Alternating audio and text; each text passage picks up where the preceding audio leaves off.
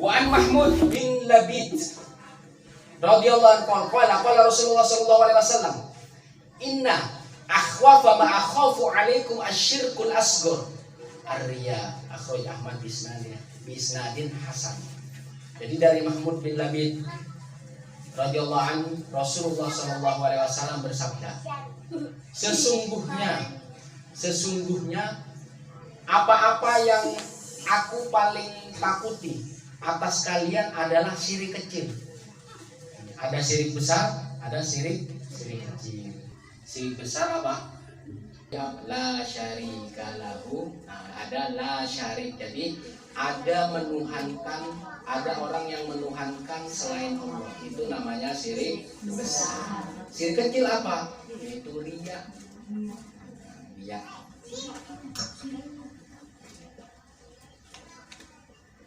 Nah, riya itu adalah syirik kecil. Bagaimana kita ukur riya itu? Riya itu tidak bisa diukur dari apa yang kita lihat. Sifat riya itu ada di dalam diri kita. Bagaimana kalau ada orang yang bersedekah kelihatan? Ya tidak apa-apa. Sirrau wa alaniyatan. Ma mimma anfaqu sirrau. Ada orang-orang yang tidak pernah rugi dalam perniagaan, yaitu orang-orang yang menafkahkan hartanya baik dia sembunyi-sembunyi atau terang-terangan. Bukan terang-terangannya. Jadi sifat riya itu sebenarnya yang tersembunyi di dalam hati kita. Jadi bukan yang kelihatan ya. Jadi susah mengukurnya. Ada yang kelihatan itu karena orang itu syiar. Ada orang sholat, misalnya saya sering sholat itu pengen dilihat anak saya agar apa? Agar ikut. Apakah itu riya? Ya tidak. Itu syiar, mencontoh. Jadi sifat riya itu ada yang rahasia yang ada di dalam hati kita. Nah, jadi bukan dinilai ketika yang tampak. Jadi ada orang yang sedekah kemudian dia kelihatan, itu jangan dikatakan riya, jangan. Karena orang yang berinfak itu dia bisa secara rahasia dan juga bisa terang-terangan. Sirrau wa alaniyatan. Jadi secara sembunyi-sembunyi atau terang-terangan. Jadi sifat riya ada di diri kita, hanya kita yang tahu. Ketika kita susah, ketika kita sulit untuk bisa mengeluarkan sifat riya yang ada di dalam hati kita, maka ketika kita susah, maka harus terdetik di dalam hati kita, ya Allah, lindungi saya dari sifat riya. Setelah itu sudah sifat riyanya hilang. Apa yang kita nafkahkan, kebaikan yang kita tampakkan itu bisa dipastikan tidak ada riya, karena kita sudah berlindung. Jadi harus terdetik setelah itu. Jadi ya Allah lindungi saya dari sifat ini. Ya kalau misalkan takut dilafalkan atau malu, maka jadi harus terdetik di dalam hati Allah. Jadi lindungi saya dari sifat riya. Jadi kalau sudah orang riya itu amal ibadahnya sudah hapus. Ya begitu. Jadi ada syirik besar menjadikan Tuhan selain Allah. Kalau syirik kecil yaitu sifat riya. Yang tahu adalah diri kita dan Allah. Selanjutnya.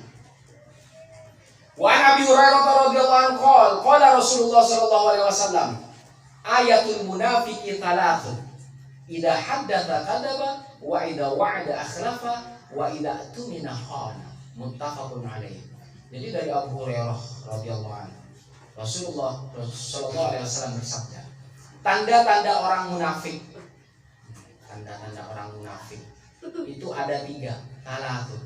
Idza haddatsa kadzaba. Jadi ketika ngomong, jika dia berbicara, dia bohong. Dusta ya. Wa idza wa'ada akhlafa. Dan jika dia berjanji, mengingkari.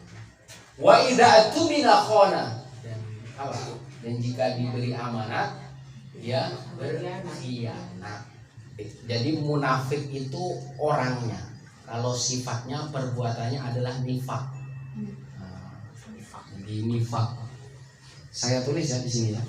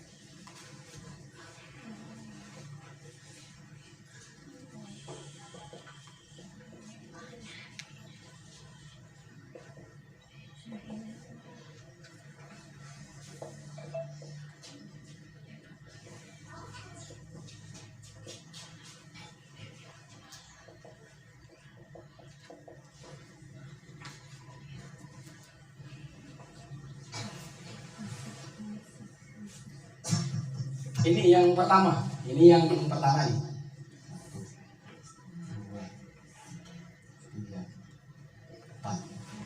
Ya. Orang yang bersaksi, syahidah, waman syahidah. Jadi man syahidah wa'taqoda walam ya'mal. Jadi orang yang bersaksi dan orang yang yakin tapi dia tidak melakukan, namanya orang fasik. Orang yang bersaksi, orang yang melakukan tapi tidak yakin, tidak percaya, berarti orang munafik. Orang yang kosong dari syahadat, jadi orang yang tidak bersyahadat. Berarti kalau orang sudah tidak bersyahadat, nggak ada keyakinan dan nggak ada amalan. Berarti apakah? Ada orang yang bersaksi saja, tetapi tidak mengerjakan, tidak yakin. Apakah itu? Apa itu? Islam KTP. Islam KTP namanya. Hanya bersaksi saja. Asyhadu an la ilaha illallah, asyhadu anna Muhammadar Rasulullah. Islam KTP. Jadi mungkin dia belum bersyahadat. Karena apa? Islamnya Islam keturunan. Itu ya. Jadi di sini yang dimasuk, yang termasuk tanda nifak, jadi munafik. Jadi munafik itu adalah orangnya, sedangkan perbuatannya adalah nifak. Yang mana? Yang nomor 2, dia bersaksi, mengerjakan tetapi tidak yakin. Dia bilang ya, tetapi setelah itu apa? Bohong. Atau dia sudah mengemban amanah, setelah itu apa? Berkhianat. Sudah melakukan kan? Jadi dia sudah mengemban amanah, tapi kemudian apa? Berkhianat. Nah, yang terakhir apa? Kita masuk yang mana ini? Jangan semuanya ya. Jadi jangan semuanya. Apakah yang keempat? Nah, jangan juga. Jadi,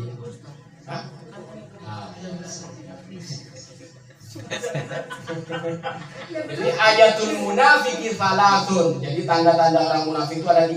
Idza haddatsa kadzaba, ketika berngomong, berbicara dia bohong. Wa idza wa'ada akhrafa, ketika dia berjanji mengingkari.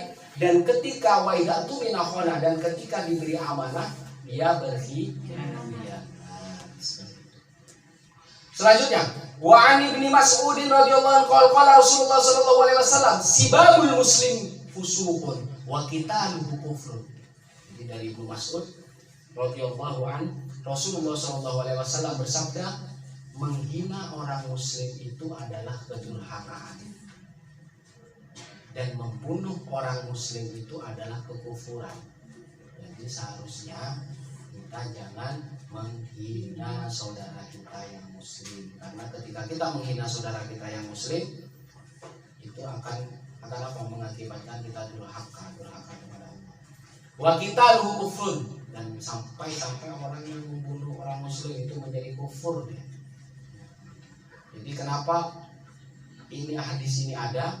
Agar umat Islam itu kuat, agar umat Islam itu menjadi umat yang terbaik. Jadi sampai hari kiamat. Maka hal-hal yang buruk, hal-hal yang negatif menimpa saudara kita, menimpa kita sebagai umat Islam, jangan sampai dikerjakan. Apalagi percekcokan di antara kita. Itu kalau kita cekcok, yang umat yang lain senang deh. Jadi biar umat Islam itu hancur. Wa an Abi Hurairah radhiyallahu anhu qala Rasulullah sallallahu alaihi wasallam, iyyakum wadh-dhanna fa inna dhanna aqdabul hadith. Jadi iyyakum wadh-dhanna, jadi hindari kalian wadh-dhann, la tadhunnu bil muslimi syarran. Jadi wa adh-dhannu itu artinya la tadhunnu bil muslimi syarran. Jangan kalian bersuudzon. Bersuudzon apa? Berburuk sangka, menyangka jahat, jadi syarron, atau menyangka buruk. Hindari kalian wadhon, tentang buruk sangka atau menyangka jahat. Fa inna dhanna aqdabul hadith, karena sesungguhnya buruk sangka itu seburuk-buruk perkataan. Jadi jangan sampai berburuk sangka. Bahkan ke Allah pun dilarang berburuk sangka. Ketika kita berburuk sangka kepada Allah, yang akan terjadi itu apa yang kita perkirakan, apa yang kita buruk sangkai. Jadi kita jangan berburuk sangka ke Allah, jangan berburuk sangka ke antar manusia. Wa an Ma'qil bin Yasar radhiyallahu anhu qala sami'tu Rasulullah sallallahu alaihi wasallam yaqul ma min 'abdin yastar'ihi Allah ra'iyatan yamutu yawma yamutu huwa ghashun li ra'iyati illa harramallahu alaihi jannah. Seorang hamba yang diberi Allah amanah menjadi pemimpin. Jadi yastar'ihi Allahu ra'iyatan. Jadi dia diberi amanah oleh Allah menjadi pemimpin dan mempunyai rakyat. Yastar'ihi ra'iyah. Dia menjadi pemimpin yang akhirnya punya rakyat dia. Yamutu yauma yamutu wa huwa ghashun. Dan ketika memimpin dia meninggal. Yamut. Yauma yamutu wa huwa ghashun. Itu hari kematiannya, waktu hari kematian dia menipu rakyatnya. Berbuat zalim kepada rakyat, li ra'iyati illa harramallahu alaihi jannah. Maka Allah haramkan bagi dia surga. Orang yang diberi amanah oleh Allah menjadi pemimpin, maka jangan sekali-kali kalian menipu rakyatmu. Jangan sekali-kali berbuat hal-hal yang menyulitkan rakyatmu. Maka segala apa yang kita pimpin itu akan dipertanggungjawabkan kelak di hadapan Allah. Maka Allah haramkan ketika dia mati dalam keadaan menipu rakyatnya. Ghashun li ra'iyat illa harramallahu alaihi jannah. Allah akan mengharamkan bagi dia surga. Maka jadilah pemimpin yang adil, pemimpin yang benar-benar membantu rakyatnya, mempermudah rakyatnya. Wa an Aisyah radhiyallahu anha qalat qala Rasulullah sallallahu alaihi wasallam Allahumma man waliya min amri ummati syai'an fashaqqa alaihim fashkuk alaihim. Nah, ini berkaitan tadi. Jadi seorang hamba yang diberi Allah amanah memimpin, maka Rasulullah itu akan mendoakan, ya Allah, man waliya min amri ummati. Jadi siapa yang mengurus perkara umatku. Jadi seorang pemimpin yang mengurus perkara umatku. Kebetulan yang jadi rakyatnya adalah umat Islam. Fasyaqqa alaihim, dan pemimpin itu mempersulit rakyatnya, membuat susah alaihim. Jadi membuat susah atas rakyatnya. Fashkuk alaihim, maka sulitkan pemimpin itu. Jadi pemimpin yang membuat susah rakyat, kemudian membuat sempit rakyatnya, maka Rasulullah mendoakan sulitkan hidup dia. Jadi pemimpin yang seperti ini sama Rasulullah didoakan buruk. Fashkuk alaih, maka sulitkan pemimpin itu. Pemimpin yang suka menyengsarakan rakyat, sulitkan dia. Nah, ini doa Rasulullah kepada pemimpin-pemimpin yang zalim, kepada pemimpin yang suka menyengsarakan rakyat, menyempitkan hidup rakyatnya. Wa anhu anna rajulan qala ya Rasulullah ausini qala la taghdab faraddada miraran wa qala la taghdab, akhrajahu al-Bukhari. Jadi sesungguhnya ada seorang laki-laki, wahai Rasulullah, berikan kepadaku nasihat. Jadi kata Rasulullah, la taghdab, jangan marah.